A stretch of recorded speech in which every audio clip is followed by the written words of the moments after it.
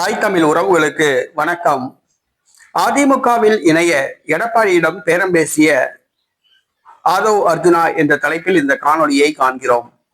அதிமுகவில் இணைய எடப்பாடியிடம் பேரம் பேசிய ஆதவ் அர்ஜுனா 2024 ஆண்டு பாராளுமன்ற தேர்தலுக்கு பிறகு ஆதவ் அர்ஜுனா விடுதலை சிறுத்தை கட்சியிலிருந்து சஸ்பெண்ட் செய்யப்பட்டார்.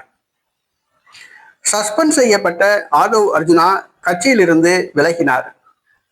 அவர் முதலில் அனைத்திந்திய அண்ணா திராவிட முன்னேற்ற கழகத்தில் இணைய விரும்பினார். எடப்பாடியிடம் ரகசிய பேச்சுவார்த்தை நடத்தினார். கட்சி பதவி தர எடப்பாடி சம்மதம் தெரிவித்தார். ஆனால் ஆதவ் அர்ஜுனா அவர்கள் தனக்கு ராஜ்யசபா எம்பி பதவி வேண்டும் என்று கேட்டார். அதற்கு எடப்பாடி ராஜ்யசபா எம்பி பதவி தர முடியாது, ஏனென்று சொன்னால் சட்டசபை தேர்தலில் தோல்வி அடைந்தவர்களுக்கெல்லாம் ராஜ்யசபா எம்பி பதவி வழங்க வேண்டும்.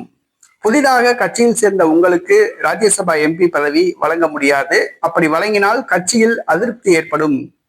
கட்சி பதவி வேண்டுமானால் வாங்கிக் கொள்ளுங்கள் என்று எடப்பாடி கூறியுள்ளார்.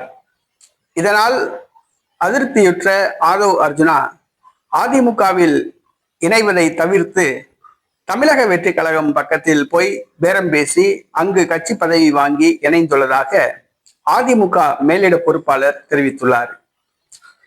அவர் விடுதலை சிறுத்தை கட்சியிலிருந்து விலகுவதற்கு முன்பாக அதிமுகவில் தான் இணைய விரும்பினார்.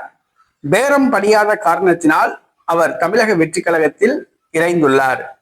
விஜய் மீது உள்ள மதிப்பின் காரணமாக தமிழக வெற்றி கழகத்தில் அவர் இணையவில்லை. அதிமுகல அவருக்கு ராஜ்யசபா எம்பி பதவி கொடுக்கல, அதனால அவர் போய் தமிழக வெற்றி கழகத்துல சேர்ந்திருக்காரு. அங்க பதவி கொடுத்துருக்காங்க, அங்க போய் சேர்ந்திருக்காரு.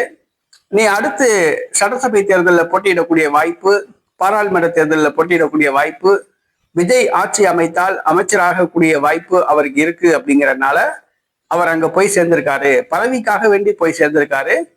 விஜய் மீது உள்ள மதிப்பின் காரணமாக, பற்றின் காரணமாக அங்கே போய் இணையவில்லை என்பதை நாம் புரிந்து கொள்ள வேண்டும்.